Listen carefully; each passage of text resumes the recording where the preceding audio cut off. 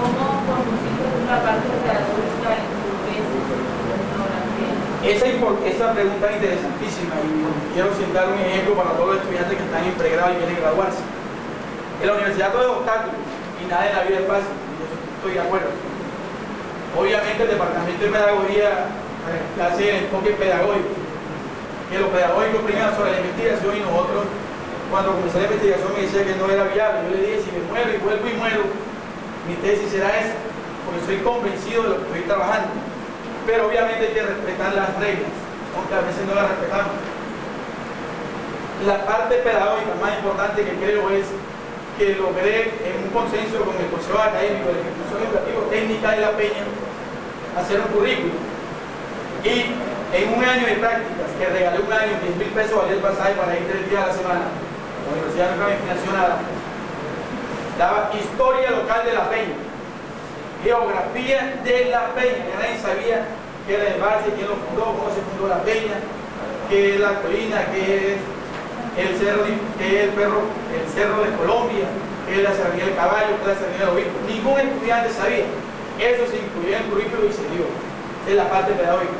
Otro que creo es lo más importante, lo que vieron, se organizó un grupo de investigación, se llama FOSO, con 15 niños que estamos trabajando con ellos. Esa es la parte pedagógica que le metí, y terminé mi práctica, porque la hice el séptimo semestre, no me la han validado todavía, sino tengo que esperar hasta décimo. Y sigue, en el otro año me llamó el rector y le dimos una clase a dos profesores más de sociales, y se incrementó en el currículum, ya quedó para toda la vida implementado lo que llamamos historia local y geografía local, historia de La Peña y geografía de La Peña. Y aquí yo tenía una pregunta.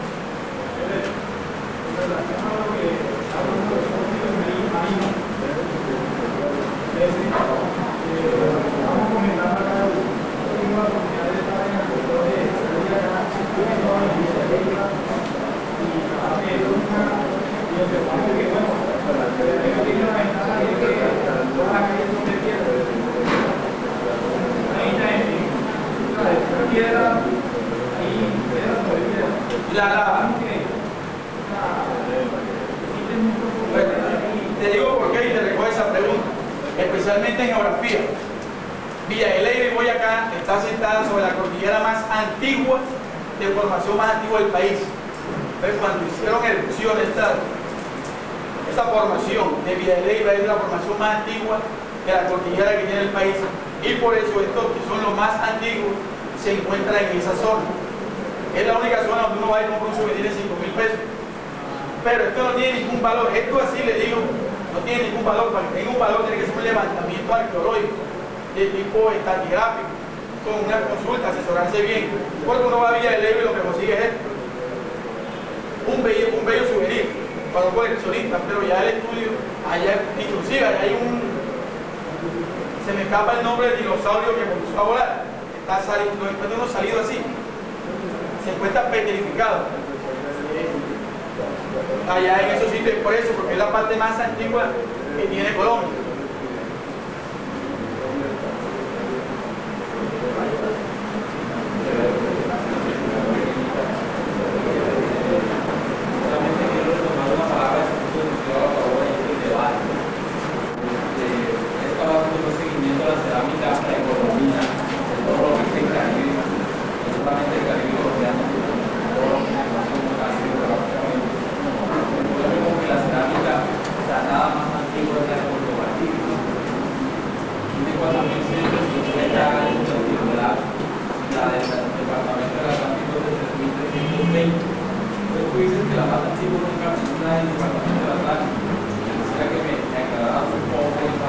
Esa es la teoría que maneja el poder que manejaba. Ese estudio que tú dices no lo he leído porque es estudio, tenemos que publicarlo. Lo que me baso en lo que habla el maestro Ángulo Valdés en su libro La arqueología del norte de Colombia. Si no es más, muchas gracias y nos veremos en otra próxima ocasión.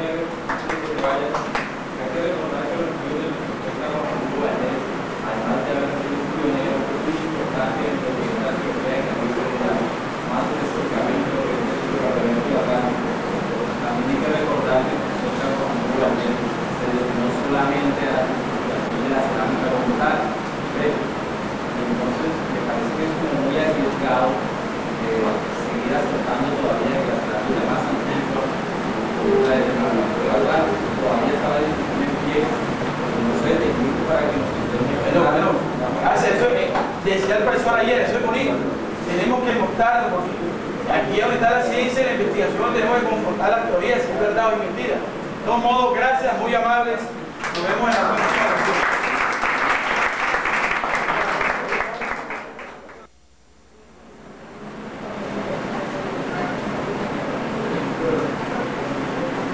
Bueno, sí, compañeros, continuando con el desarrollo de este seminario regional sobre la enseñanza de las ciencias, programado lo de la culminación del diplomado en la enseñanza experimental de las ciencias naturales, continúa ahora el profesor Jorge Enrique Senio, que indudablemente tiene muchas contribuciones en el campo de la ciencia y más que todo en el campo educativo. Entre otros, es máster en Filosofía de la Ciencia en convenio Universidad del Valle, Universidad del Norte. El profesor Senior nos orientará sobre la metacognición y metaciencia en el proceso de enseñanza-aprendizaje de la ciencia. Entonces, con ustedes, el profesor Jorge Enrique Senior. Muchas gracias, buenos días. Me place estar con ustedes. Muchos han sido estudiantes en el diplomado, en la licenciatura conmigo, y algunas de las cosas que vamos a plantear aquí ya las hemos trabajado antes. Precisamente lo que voy a intentar hacer es una justificación de la importancia de la filosofía de la ciencia en áreas de mejorar la calidad educativa, y particularmente lo que tiene que ver con la enseñanza-aprendizaje de la ciencia. En el título que aparece en el plegable, reconocemos el libro, hay un cambio que de todas maneras es bueno señalar. Hay tres factores que estamos unificando aquí. Por un lado, la metacognición, que proviene de la psicología cognitiva. Por otro lado, la metaciencia, que es un nombre resumido a lo que normalmente llamaríamos epistemología, o lo que podríamos llamar también filosofía de la ciencia. Y está por último el proceso de enseñanza-aprendizaje. O sea, no solamente enseñanza, sino viendo las dos caras de la moneda, la enseñanza y el aprendizaje. Y el énfasis está más en el aprendizaje que en la enseñanza. Ahora sí, pasamos a la... Entonces, tratamos de mirar desde por lo menos 3 o 4 puntos de vista los problemas que tienen que ver con el conocimiento. O sea, hay diferentes disciplinas que confluyen en una misma problemática, pero cada uno lo está mirando desde su ángulo. Por un lado está la metaciencia o la epistemología o filosofía de la ciencia. Trabaja el tema del conocimiento, pero desde el punto de vista de la investigación científica, de cómo el científico desarrolla su actividad para generar nuevo conocimiento y cómo ese conocimiento es validado por la comunidad científica. O sea, es reconocido como legítimo, como válido, como verdadero, o cualquier otro término calificativo positivo que ustedes quieran darle. Tenemos por otro lado la psicología cognitiva, me parece ahí lo último, que ya nos habla no a nivel del colectivo humano, de la comunidad científica, sino que está trabajando a nivel del individuo, sobre todo el tema del aprendizaje. Es cómo se genera el conocimiento, cómo se asimila el conocimiento, pero en el individuo, en el niño, en el adulto, ya como un caso individual, y probablemente tratándose de un conocimiento que ya existía para la humanidad anteriormente. Específicamente, la historia de la ciencia sería como la perspectiva social dentro de la cual miramos los temas de la filosofía de la ciencia. O sea, yo siempre saco a reducir la frase esa de Lakatos que dice: la filosofía de la ciencia sin la historia de la ciencia es vacía, y la historia de la ciencia sin la filosofía de la ciencia es ciega. O sea, ambos son como dos caras de la misma moneda, y cuando uno está trabajando filosofía de la ciencia necesariamente tiene que hacer referencia a los casos históricos, o sea, la realidad misma donde se produjo el conocimiento, por lo menos en los últimos 400 años que hoy conocemos como ciencia moderna. El problema de ustedes es el que aparece ahí como tercero, o sea, la pedagogía de la ciencia y la didáctica de la ciencia, o sea, todo lo que tiene que ver ya con el proceso de enseñanza-aprendizaje. Ese es el reto, ese es el desafío y esa es la meta que ustedes buscan, la misión. Dentro de esa misión ustedes van a encontrar en la psicología cognitiva o en la filosofía de la ciencia dos fuentes que les pueden ayudar a desarrollar mejor su labor, a cumplir mejor sus objetivos, tanto los objetivos del profesor como los objetivos de aprendizaje de los estudiantes.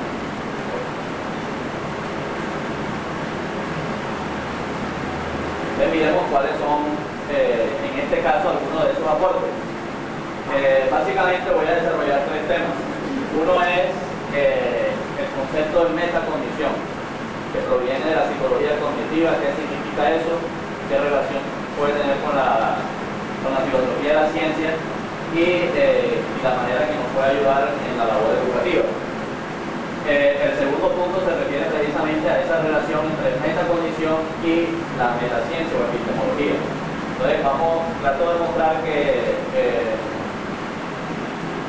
el docente, por no mencionar al estudiante, el docente tiene siempre un compromiso epistemológico, pero muchas veces no es consciente de ese compromiso epistemológico que tiene. O sea, tiene una concepción del conocimiento, la está aplicando. De lo que trata la metacondición es de hacer consciente ese compromiso epistemológico para poder tener control sobre él, o sea, y adaptarlo a las circunstancias para mejorar su labor.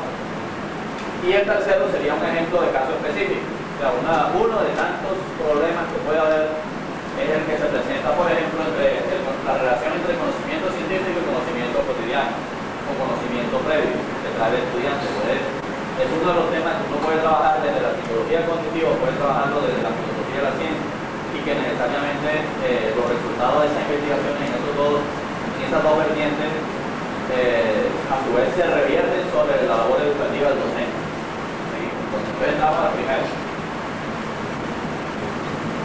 la metacognición. Vamos a intentar ver algunos de los aspectos de este concepto. Bien, primero que todo sería bueno como aclarar el prefijo meta. Condición se refiere al conocimiento, meta sería, a veces se traduce como más allá de, pero el prefijo se puede utilizar de diferentes maneras. Por ejemplo, cuando uno dice metafísica, lo está usando en un sentido completamente diferente, que tiene una tradición en Aristóteles y que tiene que ver con ontología y unas ramas de la filosofía. Pero cuando uno dice, por ejemplo, metalenguaje o dice metamatemática, allí lo está usando en el mismo sentido que lo utiliza en metacognición o que lo utiliza cuando dice metaaprendizaje o cuando dice metaciencia.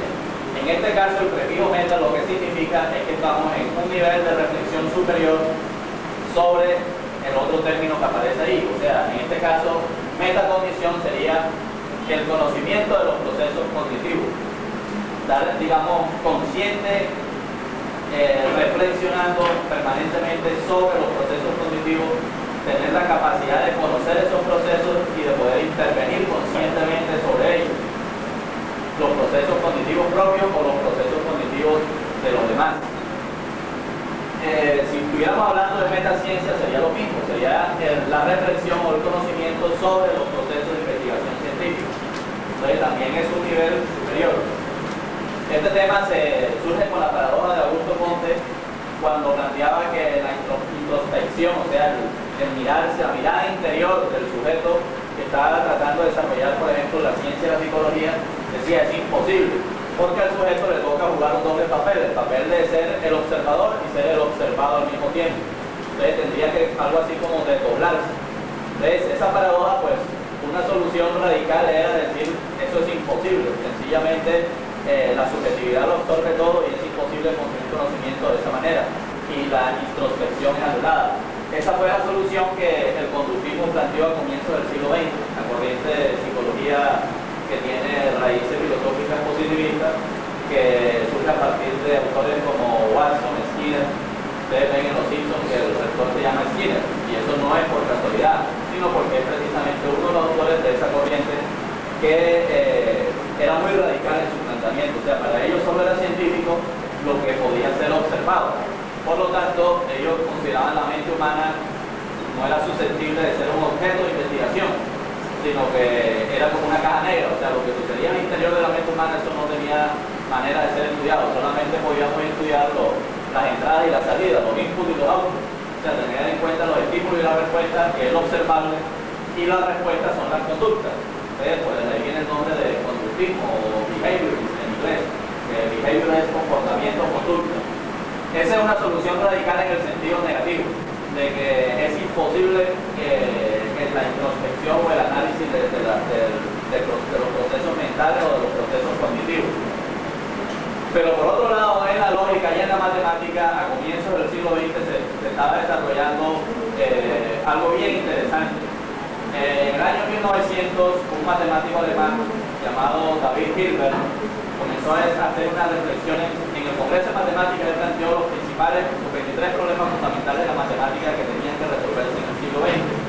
Y él comenzó una serie de reflexiones sobre los fundamentos de la matemática, que en ese momento estaban en plena crisis, comienzo del siglo XX. El resultado es una disciplina que podríamos llamar una metadisciplina realmente, la llamada metamatemática, que ya no es el desarrollo de los conocimientos matemáticos, sino el problema de los fundamentos, la base misma de los conocimientos matemáticos, que algunos querían encontrar en la lógica, otros en la teoría de conjuntos, en fin, y en la corriente de Hilbert se desarrolla a través de lo que se llama el formalismo. Pero eso no nos interesa aquí lo que nos interesa es que ha nacido una manera de ver la matemática de conjunto, donde se mira desde afuera, por decirlo así, un sistema matemático se puede analizar en diferentes niveles y aparece este nivel metamatemático. Lo mismo sucedió en el lenguaje y en la lógica.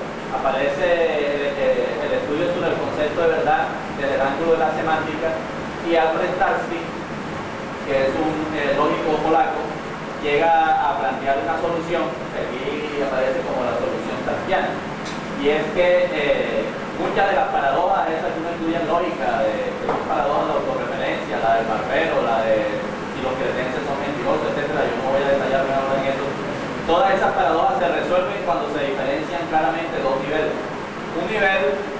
Dos niveles lingüísticos, ¿no? Un nivel que es el lenguaje objeto, es el lenguaje que nos habla sobre el mundo.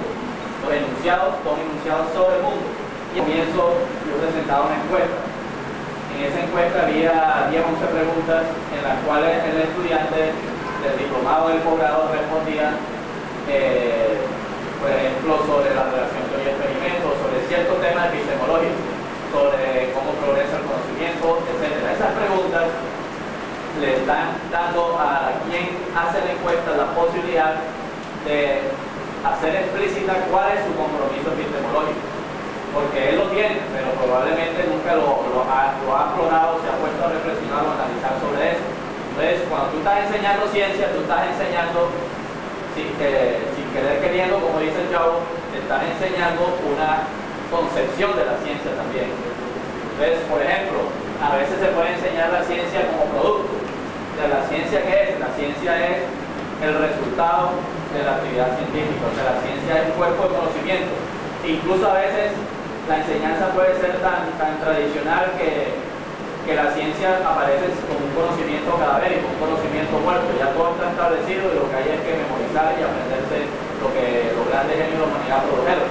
Entonces, esa es una visión donde, por ejemplo, no cabe el debate, donde no cabe la crítica.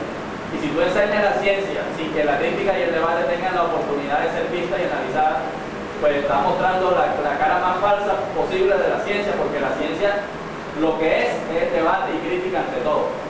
Esa es su característica fundamental, y si eso no se muestra en los procesos educativos, imagínense la imagen de la ciencia que estamos dando.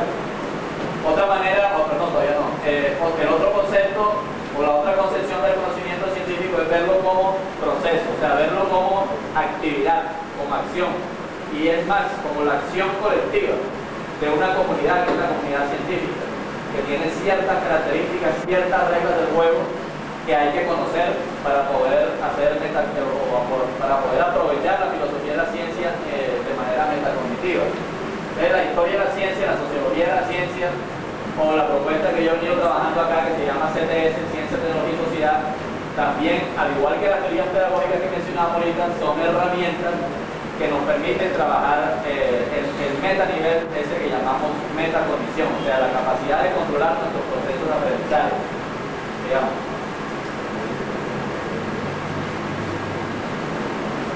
Por ejemplo, estamos trabajando un diplomado que se llama Enseñanza Experimental de la Ciencia, donde el concepto experimental significa que el laboratorio va a ser un recurso fundamental. Entonces, allí se presentan diversos problemas y eso lo alcanzamos a ver en las clases que dimos en el diplomado. Se desarrollaba un experimento. Por ejemplo, piense lo siguiente: un estudiante trae un conocimiento, tiene una expectativa de que va a suceder algo en el experimento y resulta que sucede otra cosa, hay un efecto sorpresa. Entonces, eso lo ve el profesor de pronto desde una de las teorías pedagógicas y dice: maravilloso, le creamos un conflicto para que se produzca reacomodamiento, equilibración, no sé qué, puede utilizar la teoría que hay o alguna de esas teorías y el estudiante encuentre pase como un nuevo estadio. Eso es posible, pero resulta que en el diplomado se hacía un experimento y no sucedía, no lo de conocimiento previo, sino que no sucedía lo que la teoría científica predecía. Entonces se sacaban todo tipo de excusas, por hipótesis ad hoc. Se decía que la temperatura no había sido bien graduada o que el recipiente tenía una característica tal o cual. En fin, se buscaban toda serie de explicaciones a por qué no dio lo que debería haber dado, porque se había destilado varias veces la sustancia, en fin. O sea, eso es precisamente, le pedíamos al estudiante que cambiara su creencia cuando su expectativa no se cumplió. Pero luego cuando hacemos el experimento científico y no nos da lo que el libro de texto nos dice, entonces sí le exigimos al que está haciendo el experimento de que sea dogmático, de que no, que tiene que creer lo que la ciencia dice a pesar de que la evidencia experimental está dando otra cosa. Entonces él tiene que saber cuándo se utiliza una hipótesis ad hoc, cuándo no, qué papel juega el experimento, que no es absoluto en establecer. Por ejemplo, cuando Ortega nos hablaba de estos fósiles, ¿cómo sé yo que eso es un molar y es el molar de un megaterio? Entonces, hay una teoría que es la que nos permite interpretar ese dato, meterlo dentro de un marco teórico y entender incluso que ese molar pertenece a una especie que está relacionada con el perezoso ese que vemos en los carnavales, que vemos en nuestros campos. Entonces, eso se lo provee una teoría. Ahí estamos mirando un problema que es la relación entre teoría y observación, o entre teoría y evidencia. Son problemas que se trabajan en filosofía de la ciencia. Si el docente no conoce esa temática, cuando él esté en su clase de ciencias, no va a poder manejar bien de manera adecuada de pronto la relación entre los datos que él suministra, los datos del laboratorio, con la teoría. La epistemología te permite integrar eso de una manera mejor y no de una manera dogmática, sino porque en epistemología también hay varias teorías, hay varias concepciones y tú puedes escoger entre varias de ellas. O sea, no estás amarrado a una sola visión de la investigación científica. Aquí hay unos, no todos, pero muchos problemas que se enfrenta la epistemología. La relación entre teoría y observación, o entre teoría y evidencia. El papel del experimento. O sea, sirve el experimento para dilucidar una discusión. Ahorita estábamos discutiendo aquí sobre cuál era la cerámica más antigua. Yo por allá me acordaba algo que leí sobre la cerámica de Momil, en Córdoba. Y entonces aquí estaba hablando de la plata. Bueno, esos son... en el caso de la arqueología no es experimentación, pero sí hay un tipo de recopilación de datos o de evidencia que a su vez hay que interpretarla dentro de un marco teórico. Entonces, está haciendo inferencia. Yo a mí, por razones de esos males de la educación, me toca dar clases de cuanta vaina. Y a veces yo puedo estar dando una clase de X tema y el estudiante hace un razonamiento, entonces yo aprovecho esa oportunidad para que él piense qué tipo de razonamiento y qué tipo de inferencia está haciendo en ese momento. O sea, yo me transporto de esa clase específica, me salgo del contenido y lo pongo a hacer una reflexión metacognitiva. O sea, que él se dé cuenta de cómo está razonando, si eso es inducción, si eso es deducción, qué tipo de coherencia está buscando allí desde el punto de vista lógico. Otros temas, estructura de las teorías. ¿Cómo progresa el conocimiento? ¿Por qué escogemos una teoría en vez de otra? ¿Con qué criterios? ¿Cómo legitimamos una teoría? El problema del método. Imagínense, allá hay una temática demasiado importante que tiene dos aspectos. El aspecto heurístico, buscamos los métodos que sean más potentes para generar nuevo conocimiento, y está el aspecto de legitimación o validación, que es el que nos permite en qué medida el método nos asegura la confiabilidad de los conocimientos. Entonces, la heurística, que es potenciar la generación de nuevos conocimientos o la resolución de problemas, en el caso, por ejemplo, de las matemáticas. ¿Cuál es el papel de las matemáticas en la ciencia? O sea, le enseñamos al estudiante matemáticas, el estudiante lo tiene como una herramienta, pero su utilización es mecanizada muchas veces, no reflexiva, que es lo que se busca en la metacognición. O entender la ciencia como modelación de la realidad. Cuando hablemos del conocimiento cotidiano, veremos otra vez.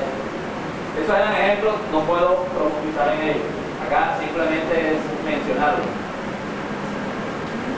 Dentro de nuestra concepción de la ciencia, pienso que a lo que debemos llegar es a que el estudiante se familiarice con la ciencia, o sea, que la ciencia sea algo no para allá lejano, exógeno, extraño, propio de las cuatro paredes de la escuela, sino algo que sea tan familiar como el junior o la esquina, su combo de amigos en la esquina o su familia.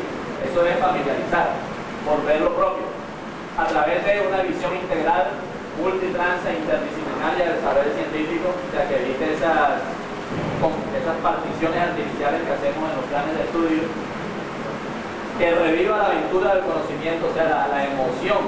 Ahorita hablaba Ortega de que, ¿cómo es que hay que amar los fósiles? O sea, si tú no te emocionas ante una cosa de esta, yo creo que no es lo mismo ver la fotografía que ver el fósil. De pronto que el estudiante lo coja y sienta el peso, o sea, la emoción que puede sentir ahí, eso es importantísimo dentro de la enseñanza de la ciencia, porque el ser humano no es solamente razón, y el aprendizaje tiene ese elemento, ese componente importantísimo.